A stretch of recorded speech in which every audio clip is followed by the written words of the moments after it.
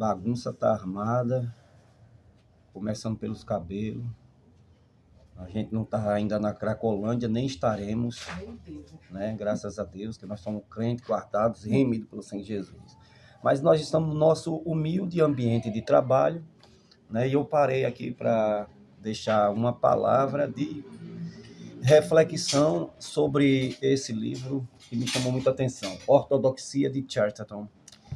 Quero ler para consubstanciar-me Romanos, capítulo de número 11, versículo de número 33. Diz assim: ó profundidade das riquezas. Isso falando a respeito da sabedoria de Deus, né? Ó profundidade das riquezas, tanto da sabedoria como da ciência de Deus. Quão insondáveis são os seus juízos e quão... polícia, o pau tá quebrando. E quão inescrutáveis são os seus caminhos, ou seja, são inatingíveis. Não há possibilidade da mente humana atingir a plenitude do conhecimento de Deus. Essa é uma ideia que é abordada por muitos teólogos, filósofos, né, cristãos principalmente, e que muitas vezes é desprezado por nós, e que deveríamos entendê-la, porque existem muitas implicações que nos levam a pensar de maneira mais correta e mais coerente. No livro de Chesterton, ele explica o seguinte: o que é loucura, né? Loucura é você banalizar, desprezar aquilo que a sua mente não consegue entender. Aquilo que é uma realidade, mas você só compreende a partir daquele pressuposto, daquela ideia pré-concebida que você já decretou. Você se fechou, quando eu falo você, estou falando em tese, né? Estou falando daqueles que pensam assim. São pessoas que se fecham na sua realidade, né? Pessoas que se fecham na sua intelectualidade, no seu conhecimento, e despreza a realidade, né? Em todos os âmbitos. A realidade para ele é aquilo que ele acha, é aquilo que ele pensa, é aquilo que ele acredita. Então, algumas frases eu cataloguei aqui para a gente ter uma noção do que é esse problema, dessa razão chamada razão isolada. Pessoas que, por pensarem diferentes, ou acham que pensam diferente das demais pessoas, elas se sentem inteligentes, né? Só que há um problema nisso. E qual é o problema da razão isolada? O problema da razão isolada é que ela vai se tornar irracional. Irracional. Enquanto ele pensa, sou sábio, na verdade ele está sendo um doido. Essa é a lição. E aí eu já paro por aqui para imaginar que você deve conhecer pessoas que são teimosas a ponto de dizer e interpretar tudo na vida a respeito daquilo que eles acham, daquilo que eles pensam, daquilo que eles já estabeleceram como sendo racional, verdadeiro na concepção deles.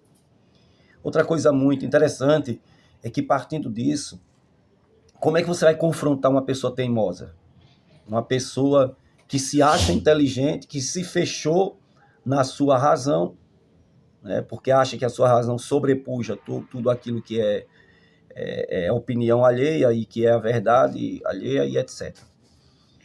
A única forma é aquela que Olavo de Carvalho sempre disse, né? E isso não vem de Olavo de Carvalho, isso vem de Deus. É um pensamento bíblico, que bonitinho passando aqui atrás, né? Festinha ali. É festa de que, filha? É do Zenon. Vou botar aqui pra vocês verem.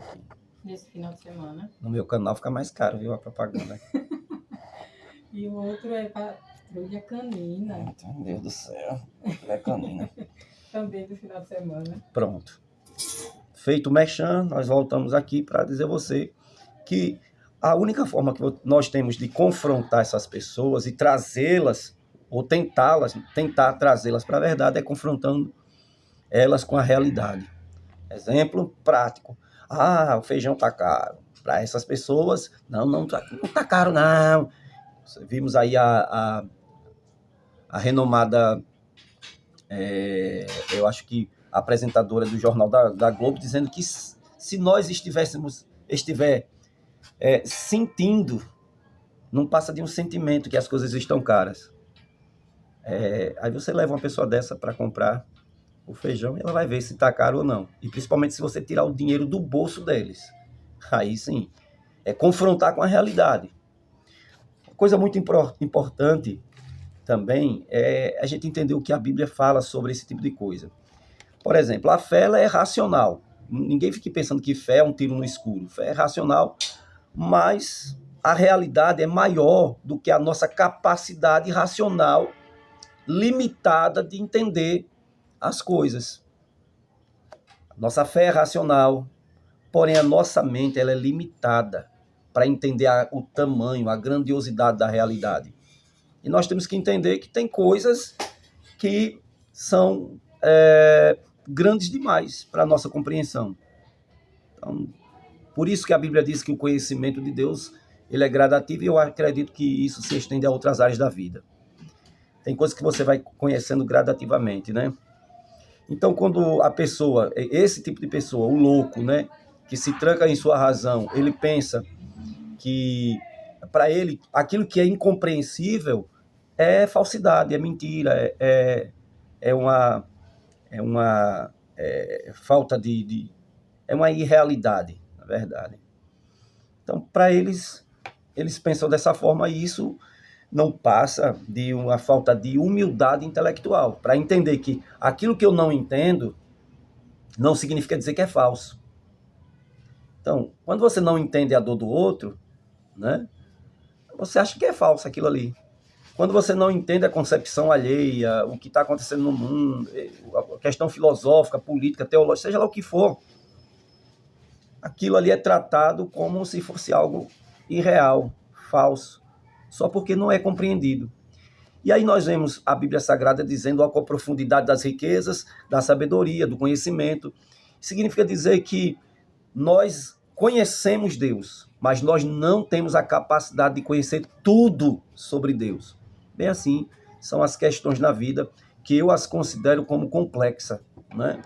Tudo para mim é complexo, porque tudo para mim existe uma profundidade que chamaria de insondável. A Bíblia, ela, para muita gente, para muito ateu, ela é falsa, porque contém coisas que eles não conseguem compreender.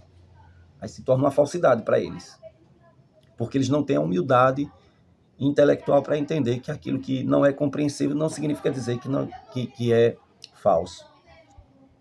Então, basicamente, uma pessoa que se fecha nesse tipo de argumento, de pensamento, é tratado por Chesterton e pela Bíblia Sagrada como um louco, né?